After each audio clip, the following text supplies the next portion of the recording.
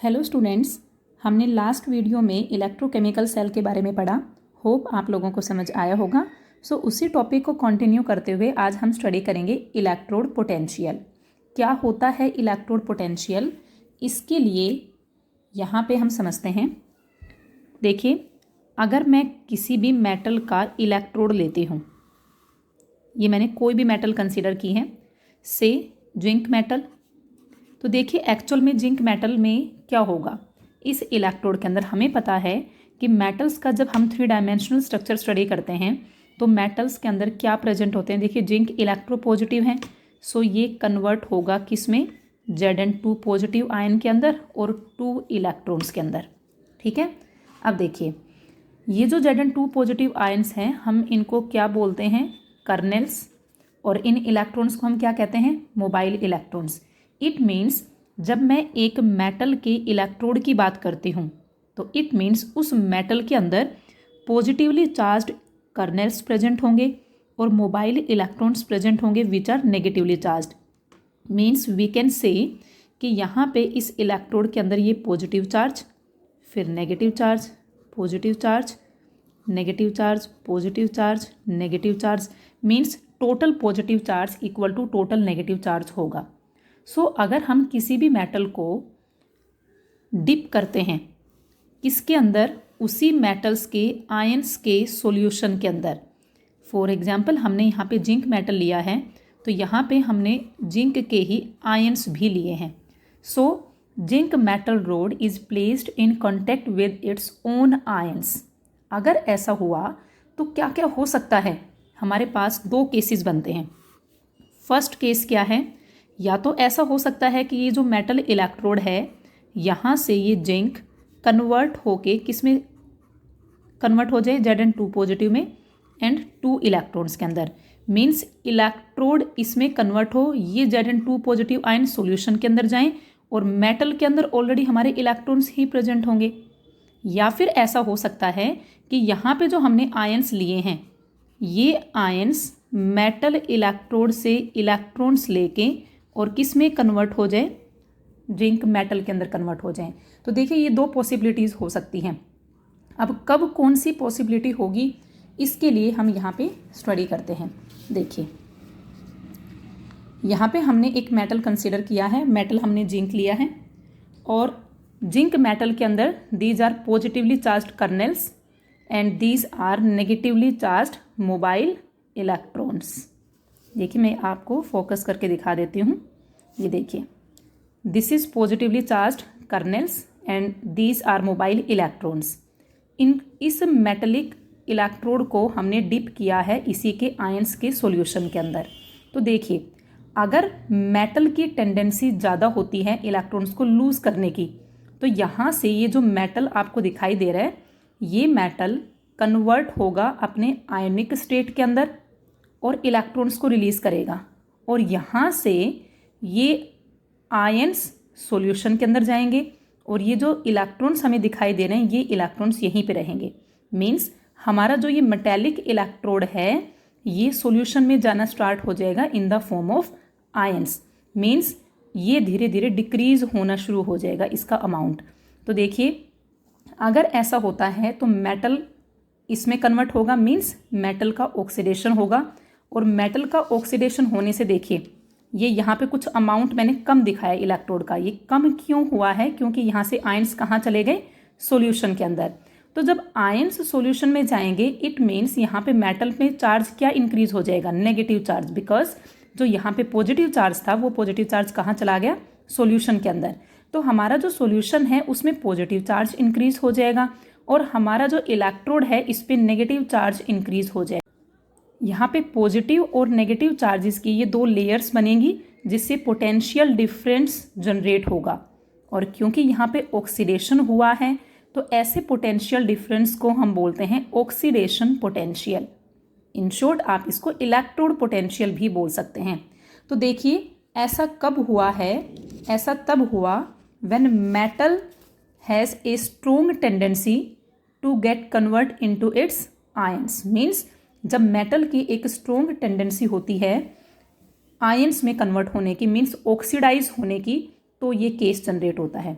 अच्छा, अगर मेटल की टेंडेंसी ऐसी ना हो, उस मेटल के आयंस की स्ट्रोंग टेंडेंसी हो टू गेट रिड्यूस्ड, तो ये क्या करेगा कि सॉल्यूशन के अंदर जो आयंस प्रेजेंट हैं वो मेटल से इलेक्ट्रॉन लेंगे और वो न्यूट्रल मेटल के अंदर कन्वर्ट हो जाएगा। जैसे मैं आपको यहाँ पे ये चीज़ दिखा सकती हूँ। अभी देखिए, ये देखिए, यहाँ पे ये हमने मेटेलिक इलेक्ट्रोड लिया है। These are kernels, these are mobile electrons. अगर यहाँ पे उस मेटल के आयंस की टेंडेंसी है, तो ये देखिए ये आयंस हैं, ये यहाँ से इस मोबाइल इलेक्ट्रॉन को एब्जॉर्ब करेंगे और कन्वर्ट हो जाएंगे किसके अंदर, मेटल के अंदर। मतलब यहाँ से आयंस यहाँ जाके मेटेलिक फॉर्म में कन्वर्ट हो रहे हैं। तो ये जो हमारा इलेक्ट्रोड है इसका साइज क्या हो जाएगा, इसका साइज इंक्रीज होगा। और इंक्रीज होने के साथ साथ इस मेटेलिक इलेक्ट्रोड पे पॉजिटिव चार्ज इंक्रीज हो जाएगा। क्यों? क्योंकि नेगेटिवली चार्ज मोबाइल इलेक्ट्रॉन्स को कौन गेन कर रहे हैं, ये आयंस गेन कर रहे हैं। तो देखिए सिचुएशन कुछ ऐसी हो जाएगी कि हमारे पास जो इलेक्ट्रोड था उस पर पॉजिटिव चार्ज जनरेट होगा और इसका साइज इंक्रीज होगा। अब देखिए ये जो हमारा सॉल्यूशन था, इस सॉल्यूशन के अंदर आयंस प्रेजेंट थे, वो आयंस न्यूट्रल फॉर्म में कन्वर्ट होके यहाँ पे डिपॉजिट हो गए। तो हमारा सॉल्यूशन है उसमें पॉजिटिव चार्ज कम हो जाएगा। अगर पॉजिटिव चार्ज कम हुआ तो मैं ये बोल सकती हूँ ना कि नेगेटिव चार्ज इंक्रीज हुआ। तो यहाँ पे पॉजिटिव चार्ज तो मेटल जो आपके पास मेटेलिक इलेक्ट्रोड था वहाँ इंक्रीज होगा और सॉल्यूशन में नेगेटिव चार्ज। इस पॉजिटिव और नेगेटिव चार्ज की वजह से पोटेंशियल डिफरेंस जनरेट होगा और उस पोटेंशियल डिफरेंस को हम क्या कहते हैं, इलेक्ट्रोड पोटेंशियल बोलते हैं, राइट। सो अगर हम इलेक्ट्रोड पोटेंशियल की बात करें तो हम क्या कह सकते हैं कि when a metal is placed in contact with it's ions it acquires either positive charge. कहता है ये जो मेटल है ये या तो पॉजिटिव चार्ज जनरेट कर लेती है। कैसे? इस केस में देखिए इसने पॉजिटिव चार्ज जनरेट किया और इस केस में इसने नेगेटिव चार्ज जनरेट किया है। So if A metal is placed in contact with it's ions it acquires either positive or negative charge with respect to the solution and a potential difference is developed between metal and its ions. This potential difference is known as electrode potential, right? या आप इसको simple words में क्या बोल सकते हैं, आप ये भी कह सकते हैं कि electrode potential is the tendency of an electrode to lose और gain electrons when it is in contact with its ions. इसे भी हम क्या कहेंगे, इलेक्ट्रोड पोटेंशियल बोलते हैं। अब देखिए ये जो इलेक्ट्रोड पोटेंशियल है इसको हम डिनोट करते हैं E से, और इस इलेक्ट्रोड पोटेंशियल को हम स्टैंडर्ड इलेक्ट्रोड पोटेंशियल कब बोलते हैं? स्टैंडर्ड हम तब बोलते हैं जब टेम्परेचर तो हम लेते हैं 298 केल्विन और जो यहाँ पे हमने सॉल्यूशन लिया है इसके कंसंट्रेशन हम लेते हैं 1 molar. Then electrode potential is known as standard electrode potential and denoted by E naught, right. ये जो इलेक्ट्रोड पोटेंशियल होता है ये किन किन फैक्टर्स पे डिपेंड करता है? First factor nature of electrode पे डिपेंड करता है ये। सेकेंड किस चीज़ पे डिपेंड करता है? Concentration of ions in the solution. और थर्ड ये टेम्परेचर पे डिपेंड करता है। सो ये 3 फैक्टर्स हैं जिन पे इलेक्ट्रोड पोटेंशियल डिपेंड करता है, on the nature of electrode, on the concentration of ions and temperature, right. Electrode potential is of 2 types. कौन कौन से टाइप का होता है? First one is known as oxidation potential और सेकेंड वन क्या होता है? रिडक्शन पोटेंशियल, ठीक है।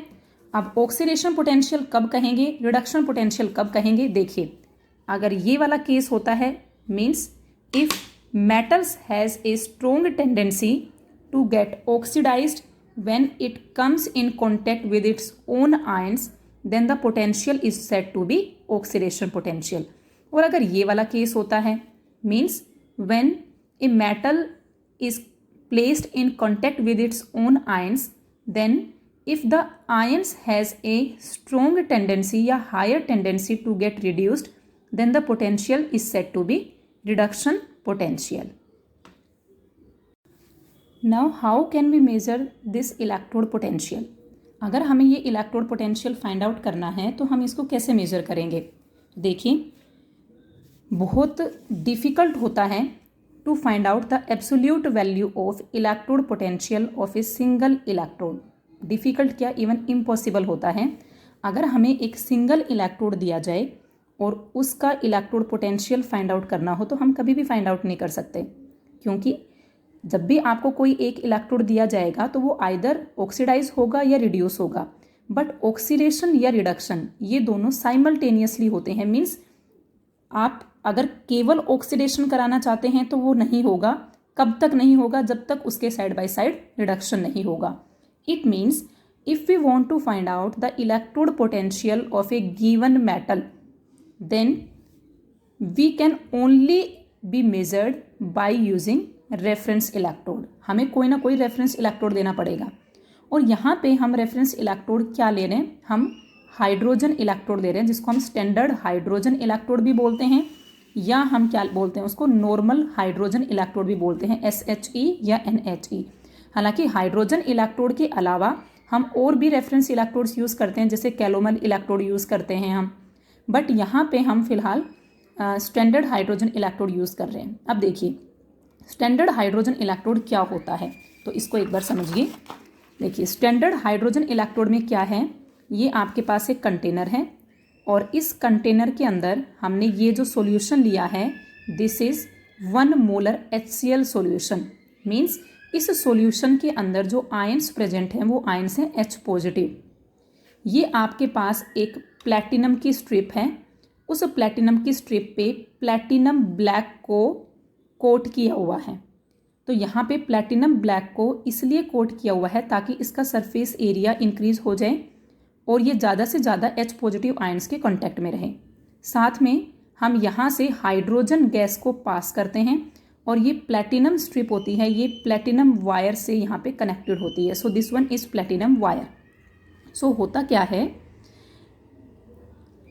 इस जो हमारा स्टैंडर्ड इलेक्ट्रोड है हाइड्रोजन इलेक्ट्रोड, इसमें gas hydrogen gas at 1 bar pressure. अब देखिए, यहाँ पे मैंने 1 बार प्रेशर ही क्यों बोला है, क्योंकि हम स्टैंडर्ड केस ले रहे हैं.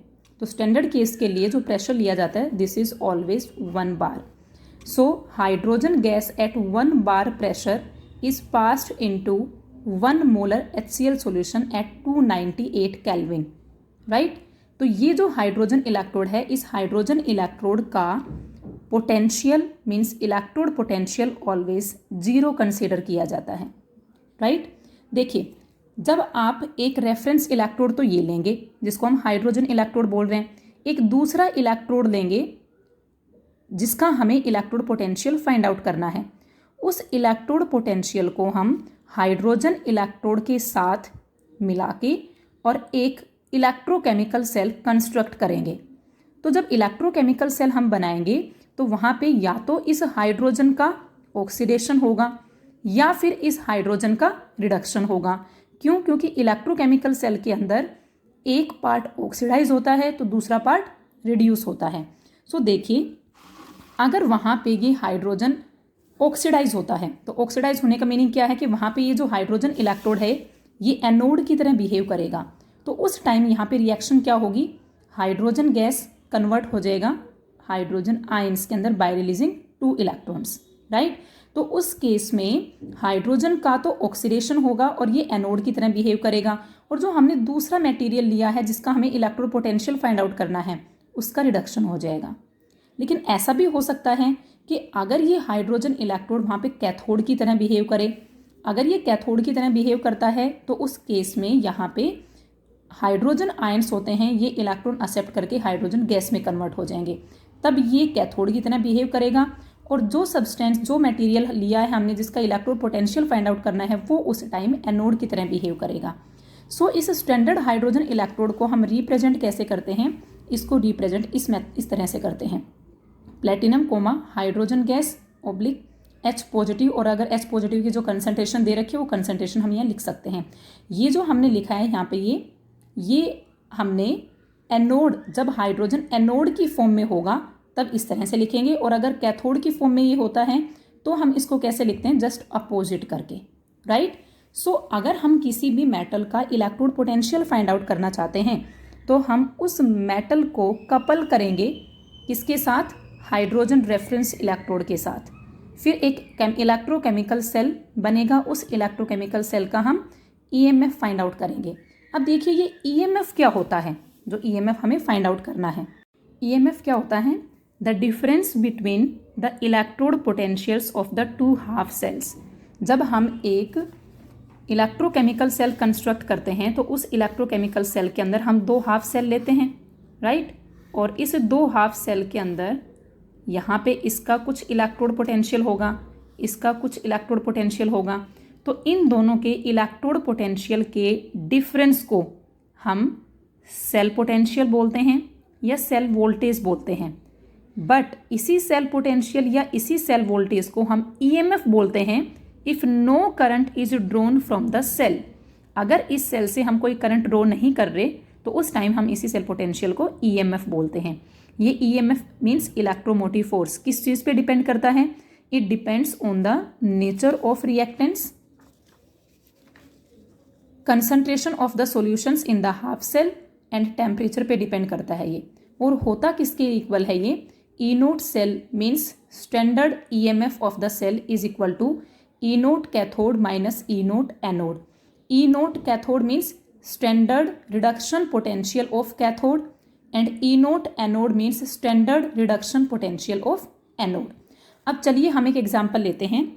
अगर हमें जिंक मेटल का इलेक्ट्रोड पोटेंशियल फाइंड आउट करना है तो हम कैसे फाइंड आउट करेंगे उसका इलेक्ट्रोड पोटेंशियल।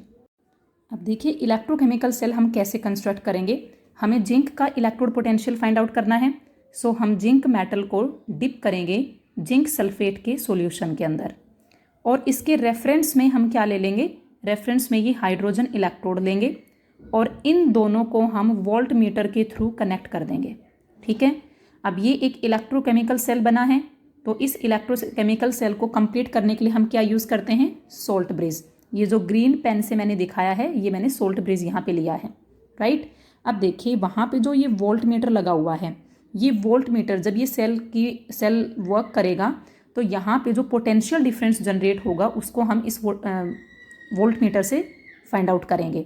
तो वोल्ट मीटर केवल तभी रीडिंग देगा जब वोल्ट मीटर के देखिए 2 एंड होते हैं, एक पॉजिटिव एंड और एक negative end. Then voltmeter gives reading only when its positive end is connected with positive pole and negative end connected with negative pole. केवल तभी रीडिंग देगा, अगर हम अपोजिट कनेक्शन कर देंगे तो ऐसा नहीं होगा। तो देखिए पॉजिटिव पोल कौन सा होता है, पॉजिटिव पोल वो होता है जिस पे रिडक्शन होता है और नेगेटिव पोल वो होता है जिस पे ऑक्सीडेशन होता है। ऑक्सीडेशन कहाँ होता है, ऑक्सीडेशन होता है एनोड पे और रिडक्शन होता है कैथोड पे, right. It means voltmeter gives reading only when its positive end is connected to cathode and its negative end connected with anode, right.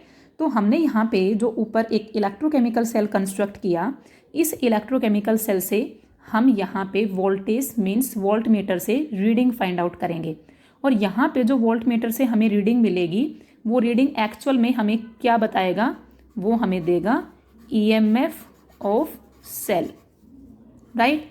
तो आप मान लो कि वोल्ट मीटर ने जो रीडिंग दी है दैट इज 0.76 वोल्ट हमने कंसिडर कर लिया, ठीक है। अब देखिए ईएमएफ ऑफ द सेल होता क्या है, ईएमएफ ऑफ द सेल को हम ई नोट सेल भी बोलते हैं और ई नोट सेल है वो किसके इक्वल है, ई naught cathode minus E naught anode, right. यहाँ पे ई नोट सेल कितना आया है 0.76 वोल्ट और देखिए यहाँ पे जो इलेक्ट्रोकेमिकल सेल है इसमें वोल्ट मीटर ने रीडिंग दी है, तो वोल्ट मीटर ने रीडिंग दी है इट मीन्स हमने यहाँ पे जो कनेक्शन लिया वो कनेक्शन सही है और कनेक्शन सही होने का मीनिंग क्या है कि ये जो वोल्ट मीटर का पॉजिटिव एंड है ये वोल्ट मीटर का नेगेटिव एंड है, तो नेगेटिव एंड किसके साथ कनेक्ट होगा, नेगेटिव एंड के साथ। पॉजिटिव किसके साथ अटैच्ड होगा, पॉजिटिव एंड के साथ। मीन्स ये हमारे पास क्या है एनोड और ये यहाँ पे क्या है, कैथोड। मीन्स जो हाइड्रोजन इलेक्ट्रोड हमने लिया है वो यहाँ पे कैथोड की तरह वर्क कर रहा है। और हाइड्रोजन इलेक्ट्रोड अगर हमने लिया और वो कैथोड की तरह वर्क कर रहा है, इट मीन्स हाइड्रोजन का जो इलेक्ट्रोड पोटेंशियल होता है वो तो ऑलवेज क्या होता है, 0। तो यहाँ पे जो हमारे पास E0 की वैल्यू आ गई है 0.76, मीन्स एनोड। और एनोड क्या था हमारे पास, एनोड तो हमने जिंक का लिया था। मीन्स मैं यहाँ पे ये लिख सकती हूँ कि E0 is equal to -0.76 volt. अब ये E0 क्या है, E0 है रिडक्शन पोटेंशियल। ए क्या है यहाँ पे, ए एनोड। एनोड कौन बना था, जिंक। मीन्स जिंक का रिडक्शन पोटेंशियल। तो हम इसको कैसे रिप्रेजेंट करेंगे, ये standard reduction potential of zinc. देखिए रिडक्शन पोटेंशियल है तो ये होगा Zn2 पॉजिटिव Zn। देखिए रिडक्शन हुआ ना यहाँ पे, तो इसकी वैल्यू कितनी आ गई है, -0.76 वोल्ट। ठीक है। अगर हम जिंक का ऑक्सीडेशन पोटेंशियल फाइंड आउट करना चाहें तो देखिए जो रिडक्शन पोटेंशियल होता है वो और ऑक्सीडेशन पोटेंशियल होता है वो दोनों इक्वल होते हैं, बट इनके साइन में डिफरेंस होता है। Means these are equal and opposite sign. So zinc का रिडक्शन पोटेंशियल तो आया है -0.76 volt. If you want to find out the oxidation potential of zinc, तो वैल्यू क्या आ जाएगी, ऑक्सीडेशन पोटेंशियल को हम कैसे डिनोट करेंगे, E0।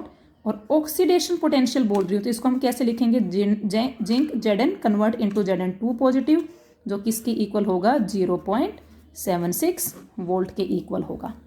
ठीक है। क्योंकि मैंने जस्ट साइन को चेंज किया है, ऊपर रिडक्शन पोटेंशियल था वहाँ पे माइनस साइन था, तो यहाँ पे क्या आ जाएगा, प्लस का साइन आएगा। अब जैसे हमने जिंक का रिडक्शन पोटेंशियल या ऑक्सीडेशन पोटेंशियल फाइंड आउट किया है, सेम ऐसे ही हम डिफरेंट एलिमेंट्स लेके, डिफरेंट मेटल्स लेके और उनके ऑक्सीडेशन या रिडक्शन पोटेंशियल्स को फाइंड आउट कर सकते हैं by using hydrogen electrode as a standard electrode. और इसी तरह से जब हम डिफरेंट एलिमेंट्स के पोटेंशियल्स को फाइंड आउट करके, उनके रिडक्शन पोटेंशियल्स को फाइंड आउट करके, और हम उसे अगर एक डिक्रीजिंग या इंक्रीजिंग टर्म्स के अंदर अरेंज करें तो उससे हमें क्या मिलती है, इलेक्ट्रोकेमिकल सीरीज। तो एक बार इलेक्ट्रोकेमिकल सीरीज के बारे में देखते हैं। देखिए इस इलेक्ट्रोकेमिकल